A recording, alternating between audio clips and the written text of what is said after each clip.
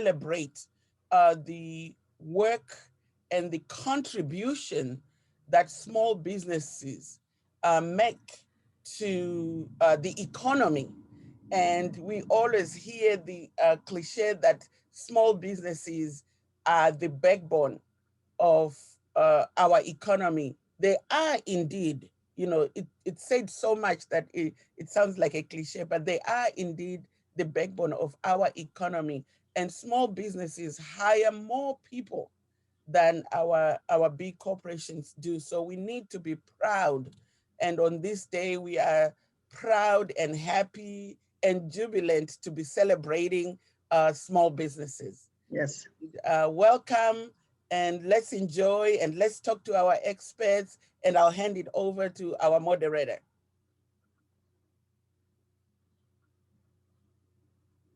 Thank you, Dr. Ndoro. So pleasant good morning to everyone. My name is Sakoa Bell, an event coordinator for the NJ-Sbdc at Rutgers-Newark. And on behalf of our regional director, Dr. Ndoro, we would like to welcome you to our Sbdc Ask the Experts live Q&A. So just like Dr. Ndoro said, for those of you that are unfamiliar with Sbdc, it stands for Small Business Development Centers, and we are the premier provider of business consulting, training, and technical assistance services to establish small businesses, startups, and entrepreneurs in New Jersey, particularly those in Essex County. We are one of 12 centers in the NJ-Sbdc network, and our center is hosted by the Rutgers Business School and funded through a partnership agreement between the SBA, Rutgers University, and the New Jersey Business Action Center. The mission of Sbdc is to help entrepreneurs and business owners start and grow successful and sustainable businesses by offering no-cost business consulting, technical assistance, and training programs. Today, we are celebrating our 5th annual Sbdc Day. And Sbdc Day is a national collective proclamation of the impact America's small business development centers have on the success of our nation's small businesses. Sbdc Day unites the nearly 1,000 Sbdc centers across the country and the hundreds of thousands of clients they serve by sharing in real time the success stories and notable impacts SbdCs collectively have on the small business community at large. Our center chose to celebrate Sbdc Day by hosting this Ask the Experts Q&A event where you can ask your business questions around business topics such as startup, procurement, marketing, e-commerce, cybersecurity, and capital and finance. For today, we will be taking questions 4 ways. You can post your questions using the Q&A feature here on Zoom. You can also raise your hand. The button is located next to the chat button, and we will allow you to use your microphone to ask your questions live. Now, the segment is called How to Start a Business in New Jersey, and we have 2 experts here with us today to answer your questions. We have Wendy Oliveris and Karen Pashota. Wendy and Karen are both consultants at the NJ-Sbdc at Rutgers-Newark. And now, without further ado, I will turn the segment over to our experts and will allow them to tell us a bit about themselves as well as their areas of expertise. I guess I'll start. My name is Wendy Oliveris. I am the creative founder and CEO at Chess Global Alliance, and I basically provide business consultations and training services for small businesses in the corporate, educational, and government sectors. And one of my favorite things to do is to, as an avid chess player, is to teach women in business how to play chess and utilize those strategies and tactics into their decision-making process in going through that process of starting a business. Hi, Wendy. Good morning. I'm Karen Pashota. I have been working with small businesses for over 10 years now. I founded KQ Consulting, I don't know, approximately 8 years ago. The beginning of my career was in financial services and corporate communications.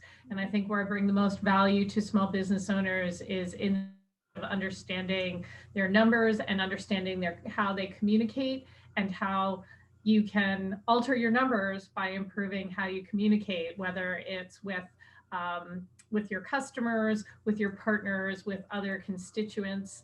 I feel especially strongly that small business owners need to understand financial statements. They need to not only know how to read their income statement, but they also need to know how to make changes to their business in order to improve the results they're seeing on their income statement and manage their cash flow effectively. So it's a real pleasure to be here this morning. And so I think with that, we're ready to take some questions. Oh, Takoa, you're muted. I'm sorry. So we did just get sent a few questions. First question is, I have a couple of business startup ideas, but I'm not sure which one to pick first. What should I do? That's a great question. Lots of entrepreneurs and small business owners have lots of great ideas in their head about different business ideas and are trying to figure out which one to start.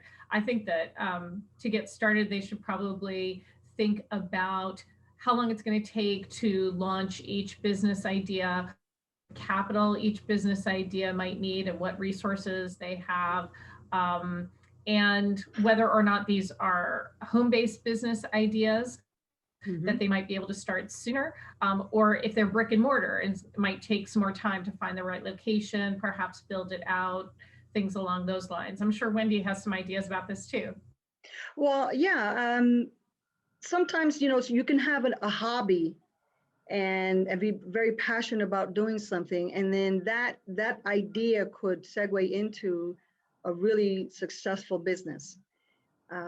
Or if you're confused about different ideas, I think the best way to mitigate losses in the future is to basically do the research. Is it a product or a service? Am I able to handle this? Is this something that I really am going to love to do? Because, starting a business is simple, the 3 steps, but what are you thinking about? Like, what is your emotion about starting that business? What is the reason for starting that business? Is it a product? Is it a service? Consider if you're possibly solving a problem in your community. Most of us don't realize that. There's so many good solutions to problems. And so you want to look at everything. You want to make a pros and cons list. What's best for you and your family? And I come from an emotional part of it because it's empowerment. And starting a business is a huge challenge as it is. But be smart about those decisions. Be clear about the industry, the marketplace, do your research, understand what is necessary. Financing is critical, as Karen said. Yeah, I get that. But even before you can consider financing, you need to understand what you're getting yourself into. I think that's a great point, Wendy, because I have seen people that have a hobby that they enjoy, yes, but then they try to turn it into a business and they find that it's different. It's no longer just something that they can choose to do. It's something that, especially if they've decided that this is going to be their livelihood, that they have to work a lot harder at, that it has a different thought to it in how they approach it.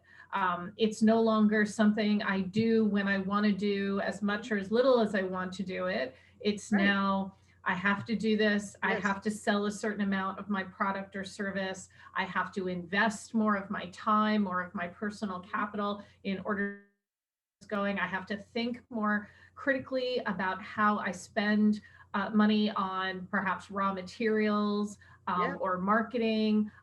It's not just I'm marketing, I'm selling it to family and friends. Now I'm trying to go out and find customers because I've made a bigger investment. It's really taking a quantum something from a hobby to a business. And I think it's something that people don't always think about. Like, this was something you enjoyed and it was on a scale that was entirely of your own choosing. And if you're going to turn this into a business, then you need to think like a business person. You need to be more critical about how you use your money. Absolutely. And oftentimes I've had clients that they have 2 or 3 different ideas. They start in one direction. They've put all they did everything they needed to do to get that business started. It failed within 10 months or so. Not enough sales, too much money invested in it. And then they segue into another path. And the other path, that second business is what truly was their motivator and their passion. And I think, and that second business ultimately was extremely successful.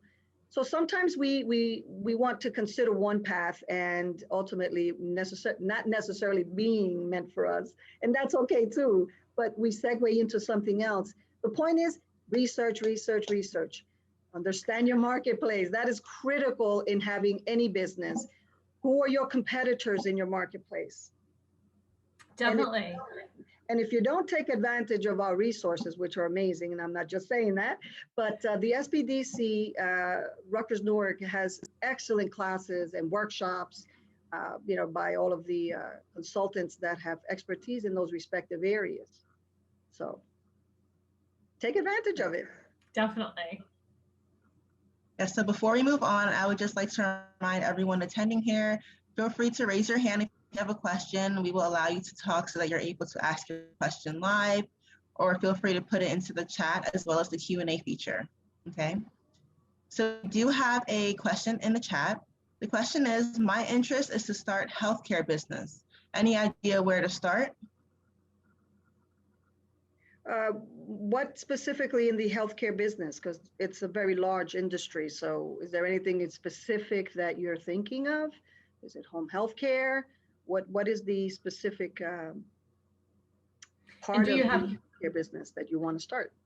And do you have the training necessary and the licensing? Certain aspects of industry require some, if you want to become a doctor, there's a great deal of training and education necessary there. A home health aide, it's faster to get certified and get to a place, but licensing, insurance, there are lots of different steps segment of the healthcare industry you want to be in. Also, I recommend that you go on the Sbdc, the SBA.gov site. Look for the New Jersey License and Permits Guide. It's about a 52-page PDF document. And what I love about it is that it breaks down all of the industries and positions. And then it has a column whether you need a license or not. And if you do, there's a contact that you can call. There's a number there specifically with respect to that license for that particular industry. So the healthcare would be Department of Health. I would also contact my township to see what requirements there are. If you want to do a home health care aid, you need a certification for sure.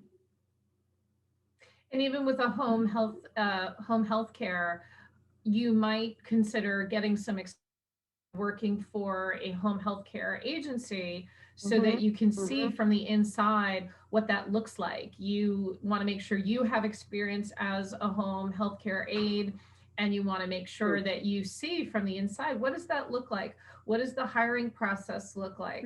What does the process look like where patients and home health care, how are things managed when a match between a patient and a home healthcare aide doesn't work and has to be changed? What happens when a home healthcare aide is matched to a patient and perhaps something happens and that patient has to go into the hospital? How do you reassign that home healthcare aide, and do you reassign them back to that original patient when that patient returns from the hospital? Understanding that whole management process, because that's a lot of people moving around. It's that matching process is very delicate. It has to be a process that works for both the home healthcare aide and for the patient. So I absolutely would recommend anyone considering that business to make sure they have good experience and are really well versed in the nuances and the challenges specific to that industry. Excellent. Okay, and the same person, Divine, asked if our classes are free. So yes, many of our classes are free, or they are at a small nominal fee. We do have paid workshops, but they are currently 50% off due to COVID. The best way also is if you want to find out about the classes and training, you can go on the rnsbd.com. So rnsbdc.com. Right. And look for the training, and you'll see a list of all of our classes there. We have hundreds. Yeah, Yes. and even our classes that have a fee, the fee is very modest. Like the Smart Business Plan Workshop is a 4-week program with 20 hours of instruction, and it's $50 for the whole 4 weeks. It's a steal. Yes. Yes. Our next question is, how do I get funding for my business? That's always a funding expert. Well, I think the first step in figuring out how you're going to get funding for your business is to figure out how much funding you need. Have you thought about how much it's going to cost for you to launch your business? Do you need to purchase equipment? Do you need to hire people? Do you need a brick and mortar location, or can you start as a home-based business? What kind of financial projections do you have to determine when your business will hit break even? And when your business will be profitable? Are you able to utilize, are you able to leverage relationships and partnerships? Is there someone that you can partner with who already has a business, has started a business before and has experience with that? Knowing how much money you need to launch your business is really key. And even once you decide how much, when you start to think about how much money you need, prioritize that list, because maybe you just determine that you need $50,000 to start your business. And maybe you realize that you have $10,000 or $15,000 of your own funding that you can draw upon to start your business. Well, what would you use that for first? What is going to allow you to start to generate revenue the fastest? So maybe you can start with a piece of equipment in your own home and postpone getting a brick and mortar location, which might require the cost of build out, the cost of hiring employees. So how can you start to generate revenue with a more modest investment? And as you grow your business, you might be able to either fund it from the profits of the business itself or seek funding. I often tell people, do not expect to go into a bank before your business is even started and say, I want to get a business loan. They are going to look at you and they are going to tell you, come back when you've been in business for at least 2 years and you've been profitable. So you have to think about other sources of funding, your own resources. Maybe there are friends who are willing to help you get started. Maybe you can start on a more scaled down basis in order to start generating some revenue and get your business going. But just to piggyback on what you're saying, Karen, we have the Accessing Capital to Grow Your Business workshop, which is coming up May 27th. And I highly recommend you to, sign up for that, because it's an excellent, workshop. Nuts and bolts about what to consider, how to propose to a lender, SBA lender, and all of that. So great class. Absolutely. Mm-hmm. And I wanted to add to that as well. There is a segment at 3 p.m. that deals with credit, capital, and finance. So if you're joining us today, that's a segment that you should tune in when it comes to funding. Yes. Because we've got a whole day of programming.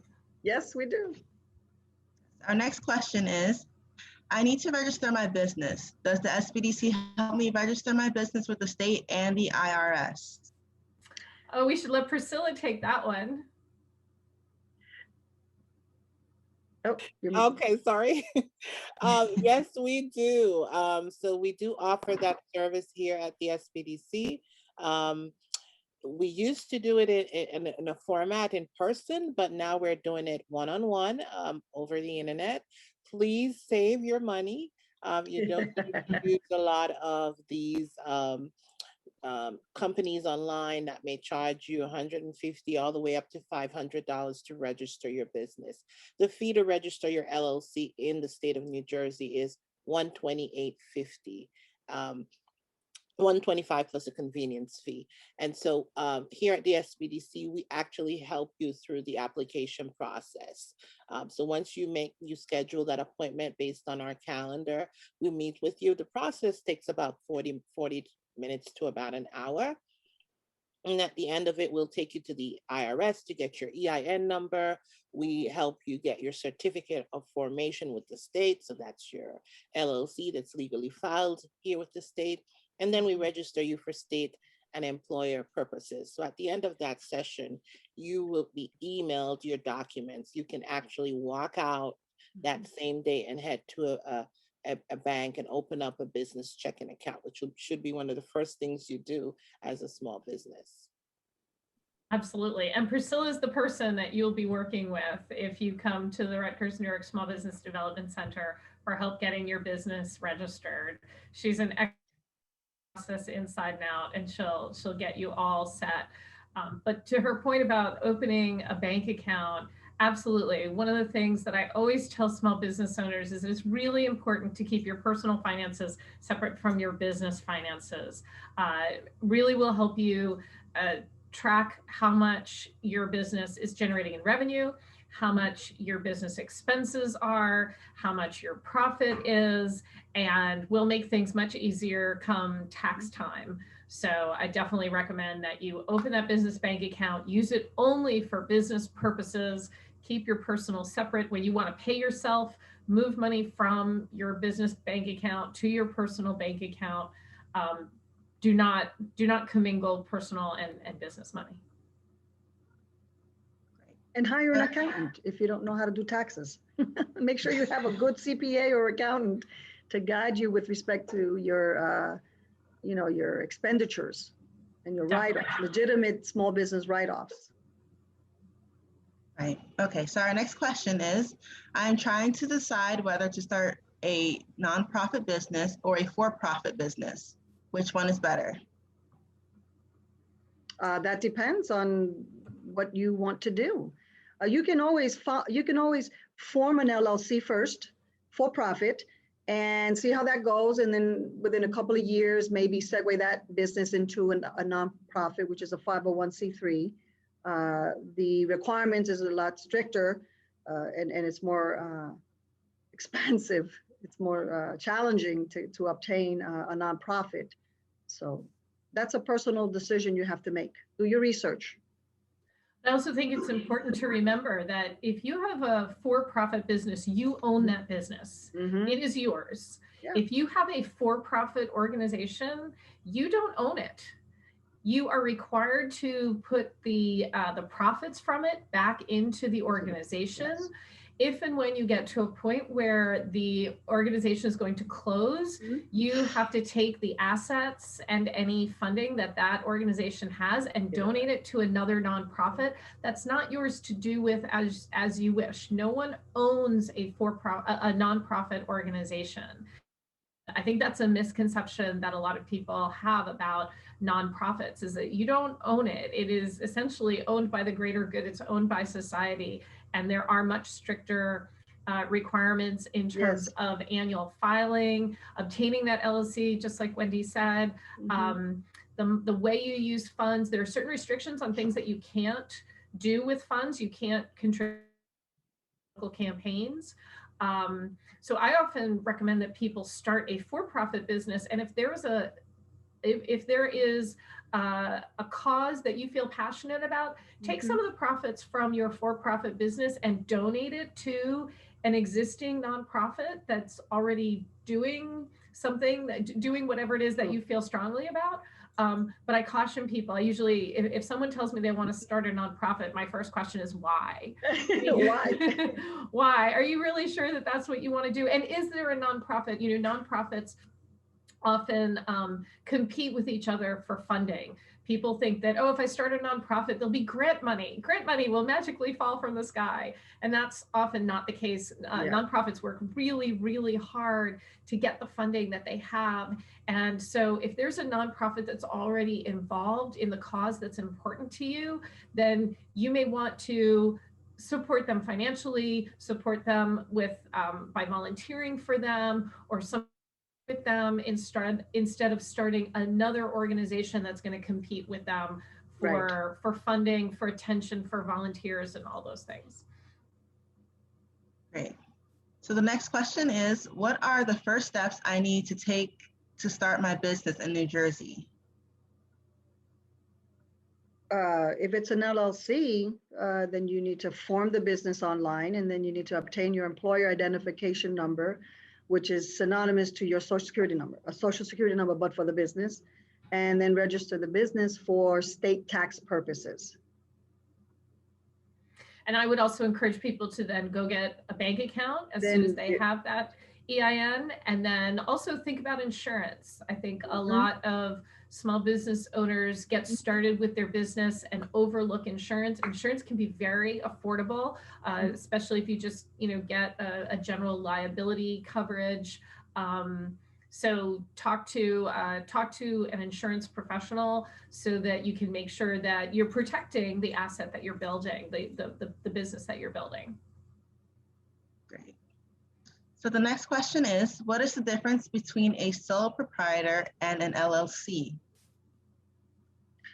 A sole proprietor really means you're responsible 100% for everything that happens, every decision you make. If you get sued, you lose your home, you could lose your car, your assets, everything. Under the LLC, you're protected more. The business gets sued, not you personally. But there is a caveat to that. I always mention this to the clients, that if you take out a business loan and you sign a promissory note, if your business failed and you stop making payments, they can come after you personally then. Because, am I right, Karen?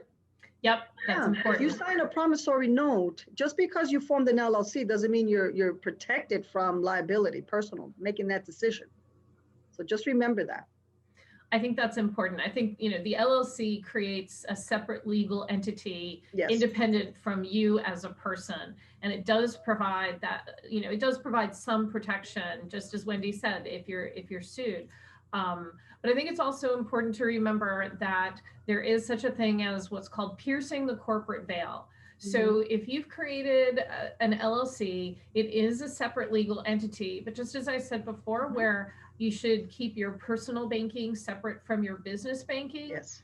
If you're always using your business bank account for personal things and your personal bank account for business things, then it is possible for someone suing the business to say, they have an LLC, but they really, the whole thing is just their own, and there really is no differentiation between them and the business.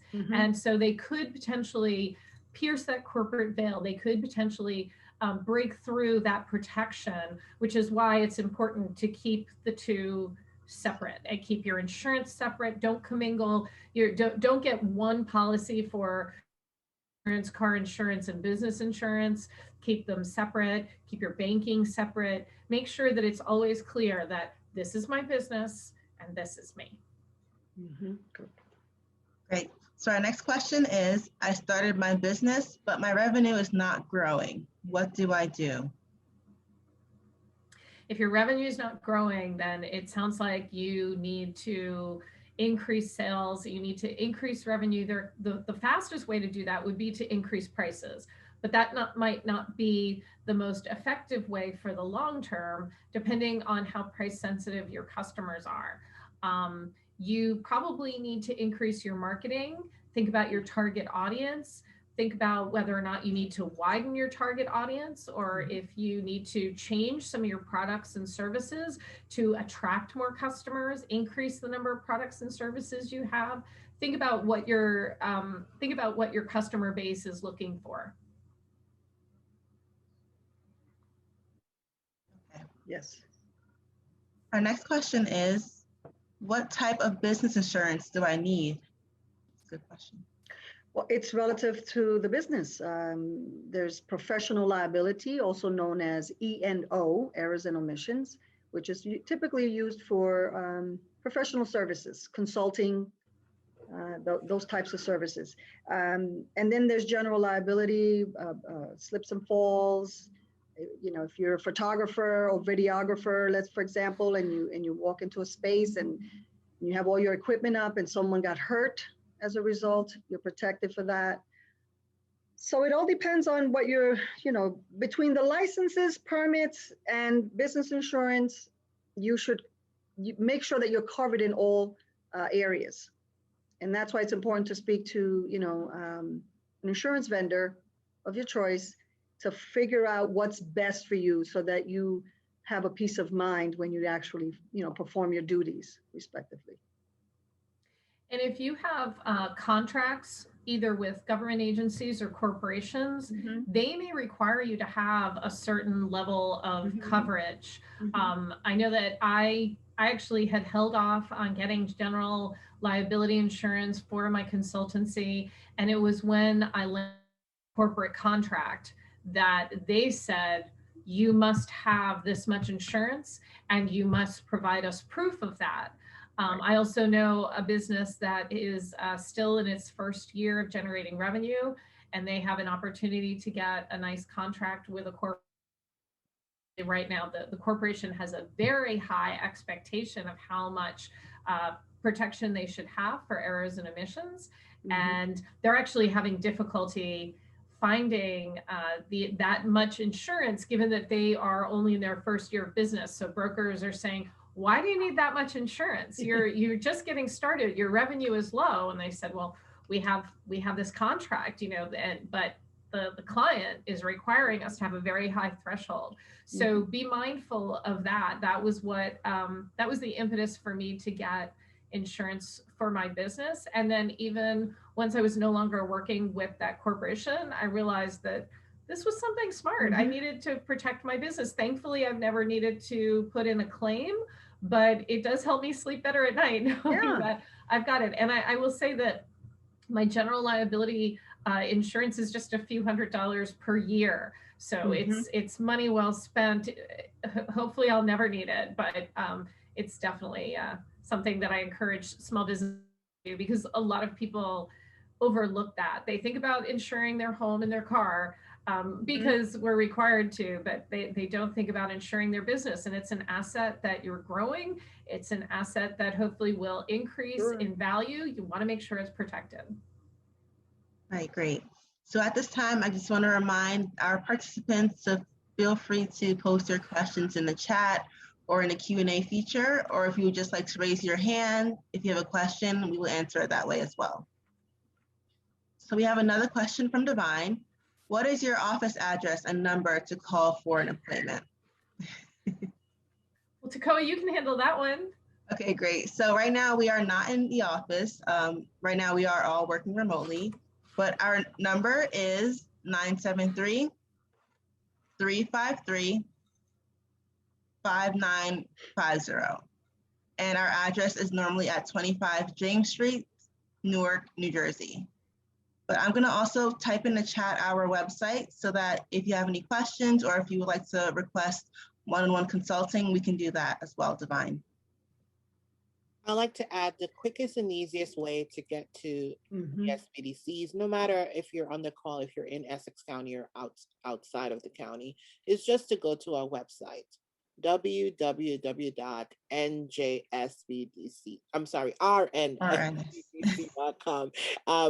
Hopefully it's on our background so you guys can see it. Once you get to the website, in the top right-hand corner, there's a button there that says request counseling. If you click on that, it'll just ask you a series of questions, just so we get a better idea about you and your business. And in about 24 to 48 hours, a consultant will reach out to you to make an appointment so they can do an assessment for your business. So visit the website first. That's your first point of contact for working with us. I also would like to just add that I think one of the strengths of the Sbdc program is that there are many consultants like Wendy and myself who have a range of different areas of expertise. And so when you go and you request counseling, you're telling us a little bit about your business, you're telling us a little bit about your needs. And so the consultant that you get assigned to is going to be somebody who has expertise in that area. There have been times that I've worked with a client and they've said, wow, this was I learned a lot. Can I talk to you again when I need more help? And I say, yes, you can. However, I encourage you to use, you need help with something that isn't my area of expertise. Maybe you need help getting your business certified, in which case you need to talk to our wonderful consultant, Ginny Rock Bailey, who's going to be doing a presentation later today, because she's an expert on certifications and I'm not. Maybe you need help with something. I love the fact that business owners coming to us can get expertise can get advice from someone with the expertise in the area that they need. I would dare to say that none of the consultants are experts in everything. No. So you want to be paired up with somebody who has the right expertise given whatever challenge your business is facing. And so when you submit your request for counseling, it's looked at carefully and consideration is given to exactly what you need and which among the consultants have that area of expertise and are prepared to help you. And we're a great team. We work very well. We all work great together, and it's just a wonderful team to be on. Yes. Or to be a part of. So our next question is, I would like to protect my company and logo. What do I need to do, and how do I proceed with this protection? Oh, okay. Well, I guess that would be me. Trademarking your company name and logo. One of the quickest ways you can do that is through New Jersey, the state of New Jersey. It's an application that you download. It's a one-page form. You submit 3 specimens of the name and the logo, $50 per classification. And that protection in New Jersey alone will last 5 years. So that's a great investment. And that's just a placeholder in New Jersey. If you want to take it to a higher level, which is federal protection, federal law doesn't mandate that you protect your trademarks or your patents or whatever, your intellectual property. It's an option that you have if you want to protect the name and the logo going forward long term. But you can use your mark in the marketplace and have an intent to use for as long as until you're ready. If you're going to do anything regarding filing a trademark application, I highly recommend that you speak to a trademark attorney. Too many people make the mistake of trying to do this on their own, and they end up making mistakes and regret it. And then it's a double cost in the future because of that mistake. So do it right the first time. Right. Okay, our next question is, I am new to entrepreneurship. What are some of the biggest mistakes made by startup entrepreneurs? Oh, number one, not believing in yourself. That one's my favorite. Not conducting due diligence, proper research, not planning ahead, rushing to launch a business is a big mistake. Forming the business in the wrong legal status. Not obtaining proper protection. Choosing a bad business partner, which is always something you should consider very seriously. You can't, just because your best friend knows you since high school doesn't mean that person who's always late, who doesn't return phone calls, and you bring them on as a partner, you gotta anticipate that is going to be the same type of behavior. So be smart about your decisions regarding partners. If you have no strategy for branding, your sales, your marketing, your advertising, and I would even say quitting your job if you have a full-time job before the business actually takes off and there's profit. So, Karen, you want to add to that list? I would. You're building your team. You need to make sure that you have people with different strengths and weaknesses. I've seen partners go in who both have the same strengths. Yes. And then there are other aspects of the business that are not attended to as well. You're seeking a partner, you want to have somebody whose strengths are different than yours, so that, and maybe even somebody who has strengths that are absolutely your weakness. So you know that, okay, that's your responsibility. This is my responsibility. We each stay in our lane and tend to different areas of the business. I think that underestimating how much they'll need, a business owner will need in order to launch their business, how much they'll need for contingencies or down cycles, overestimating how fast their revenue will grow are other errors that are also common. There's one more that I tend to refer to as getting distracted by shiny objects. And what I mean by that is, so you're a business owner and things are chugging along, and maybe you're thinking about opportunities to grow the business. Hopefully you're always thinking about opportunities to grow the business, and somebody comes along with something that's maybe only slightly related to your business. Somebody you know, and they tell you it's a great idea and how it's going to help your business, but it's not. It's really just tangentially related. It's not related to the core of what your business is.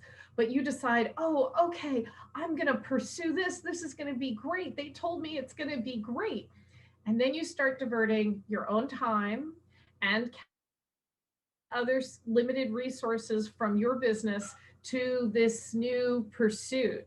And oftentimes it means that your own business, the core of your business, is suffering. So be careful when you decide to branch out into something different. And I'll give you an example. There's a service business that I've been working with, and husband and wife team. And they've started to think about how they're growing their business, and they have an opportunity to sell a product. And the husband is like, yeah, absolutely, it's related to what we do. And the wife is saying, well, wait a minute, this is a product. We have to maintain inventory. We are a service business. Now, all of a sudden, you're suggesting something where we have to maintain inventory. We have to buy in advance so that we have that inventory. That's a cash flow issue. We have to ship this to customers. That's completely different than our service-based business. Do we really want to do this? And he's all, yes, yes, yes. And she's like, hold on a minute. This is fundamentally different. And their service business is to primarily to individual consumers. This product business would be a B2B business.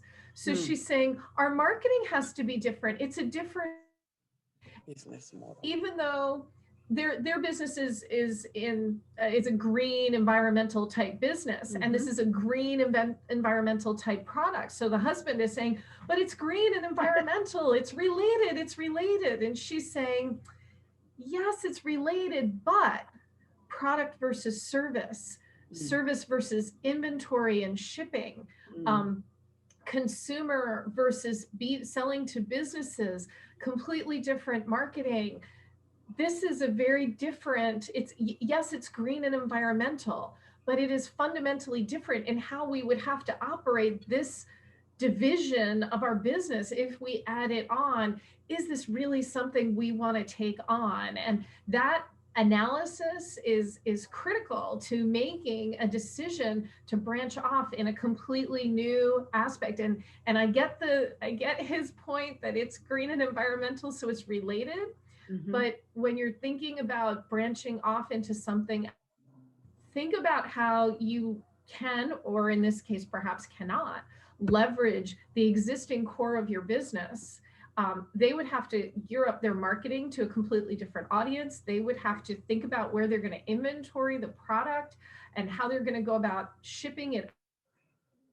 It's just, it's really critical that small business owners think about that, because if they take this on, they may need to hire more people.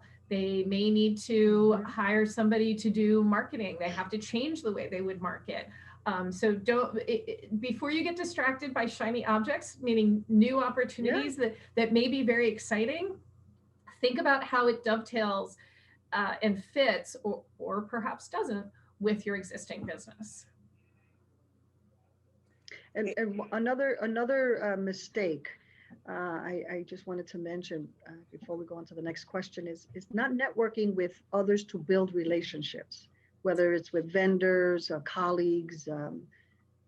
That's very important to make sure that you network, join organizations, affiliated memberships, whatever it is that can expose you to your market and learn from others. That's very important in your growth, potential growth.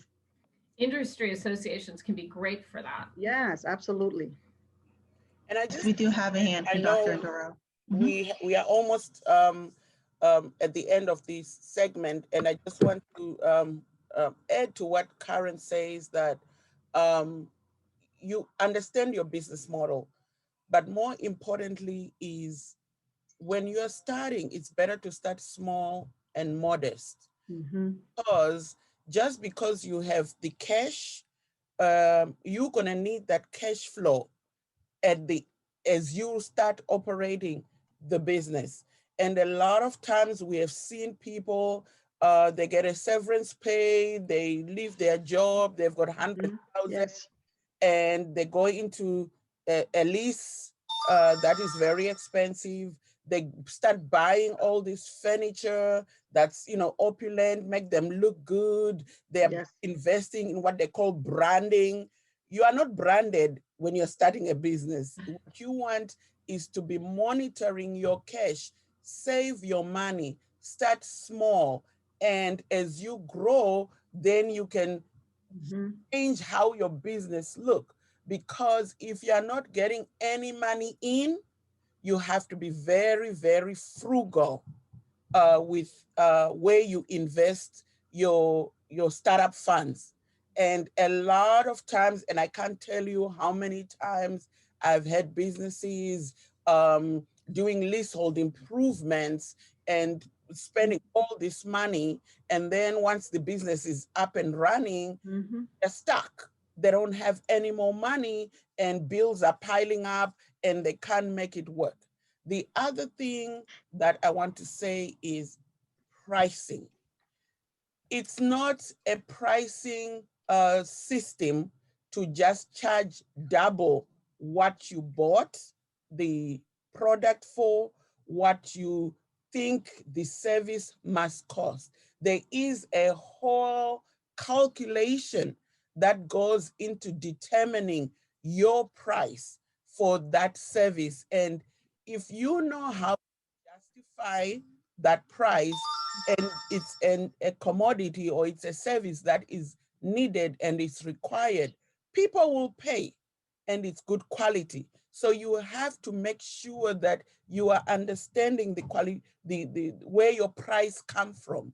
And I always say that it's not how much you pay, the cost of creating the service or buying the product and the price you want to pay.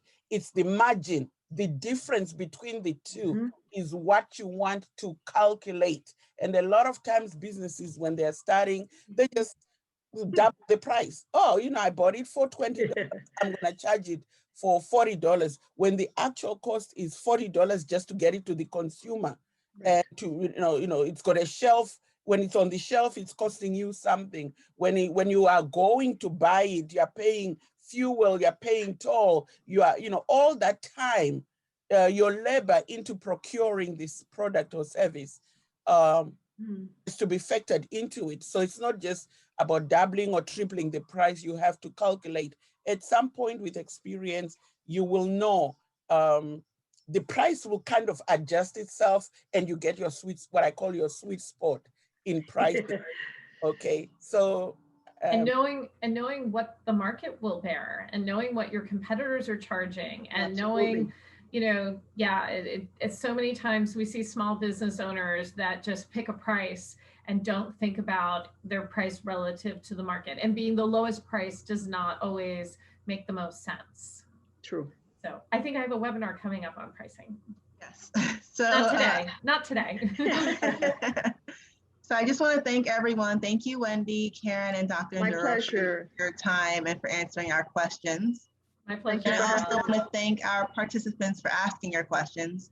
We really do appreciate that. Again, if you are requesting one-on-one consulting, feel free to reach out to us via our website. It's on our screen as well as in the chat, and we will make that happen. And at this time, we'll now take a short break and transition into our next segment. You are free to stay on the Zoom live as we transition into the segment procurement, or you can join us back at the time of another segment. So just to briefly remind you of our schedule today, we have our procurement segment from 11 a.m. to 12 p.m., digital marketing from 12 p.m. to 1 p.m., international trade and manufacturing from 1 p.m. to 2 p.m., cybersecurity and e-commerce 2 p.m. to 3 p.m., and credit, capital, and finance 3 p.m. to 4 p.m. So again, thank you to our experts and as well to our regional director, and we will now transition into our procurement segment. Thank you. Thank This you. was for great. Thank you. Thank you.